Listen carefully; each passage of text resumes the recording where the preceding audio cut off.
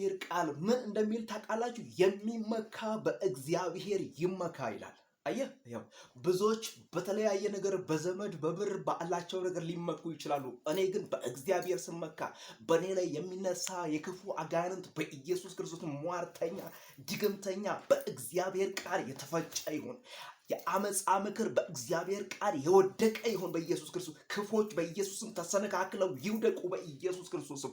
በአንድ በኩል የመጡ በሰባት በኩል ይበተኑ በኢየሱስ ክርስቶስ። እግዚአብሔር አምላክ ቀድሞ ይውጣባቸው በጠላቶቼ ላይ በኢየሱስ ክርስቶስ። ያድቅቃቸው በኢየሱስ። ቋንቋቸው ይደበላለቅ በኢየሱስ። የረገሙት እርግማን ለራሳቸው ተመልሶ ይሁን በኢየሱስ ክርስቶስም። የመተቱት መተት በኢየሱስ ክርስቶስም እነሱና ልጆቻቸውን ይያዛቸው በኢየሱስ ክርስቶስ። አንተ የመስፍን አምላክ የምድረ በዳ አምላክ በኢየሱስ የልጅነቱ አምላክ የኮልታፋ አንደበቱ አምላክ ዛሬም ከፊቱ ከመስፍን ፊት ከቤቱ ፊት ከትዳሩ ፊት ከሀገሩ ከኢትዮጵያ ፊት ቀድመህ ውጣ በኢየሱስ ክርስቶስ። ሀገሬን ምድሬን ህዝቤን ትውልዴን የሚያይ የአመፃ ምክር በጌታ በኢየሱስ ክርስቶስም የወደቀ ይሁን በኢየሱስ ክርስቶስ። አይሳካላቸው አይስመርላቸው በኢየሱስ ክርስቶስም።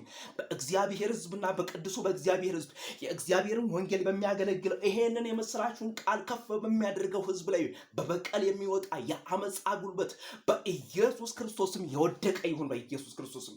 እጁም በራሪውን እባብ ወጋች ተብሎ ተጽፏል በኢየሱስ ክርስቶስም። የዘላለም አምላክ እግዚአብሔር በኢየሱስ ክርስቶስ የአመፃ ምክር በኢየሱስም የተወጋ ይሁን በኢየሱስ ክርስቶስም። ይበተኑ አይሳካላቸው በኢየሱስ ክርስቶስ። እግዚአብሔር ሆይ አንተን እጠራሃለሁ፣ በዘመኔ አንተን እጠራሃለሁ፣ በቤቴ አንተን እጠራሃለሁ፣ በኑሮዬ አንተን እጠራሃለሁ፣ በምወጣበት ቦታ አንተን እጠራሃለሁ፣ በምሰራበት ቦታ በማርፍበት ቦታ እግዚአብሔር ሆይ ትልቁን ስምህን እጠራለሁ። ትናንትናም ጠርቼ አምልጫለሁ፣ ዛሬም እጠራለሁ፣ ነገም ለዘላለም በኢየሱስም በቤትህ አለው በኢየሱስ ክርስቶስም። ይሄንን እያደረግ በመንገዴ ላይ የሚወጣ የአመፃ ጉልበት ወገቡ ይወጋ በጌታ በኢየሱስ። የአመፃ ልጆች በኢየሱስ ስራቸው ይፍረስ፣ ምክራቸው ይፍረስ። እግዚአብሔር ሆይ ቀድመህ ውጣልኝ።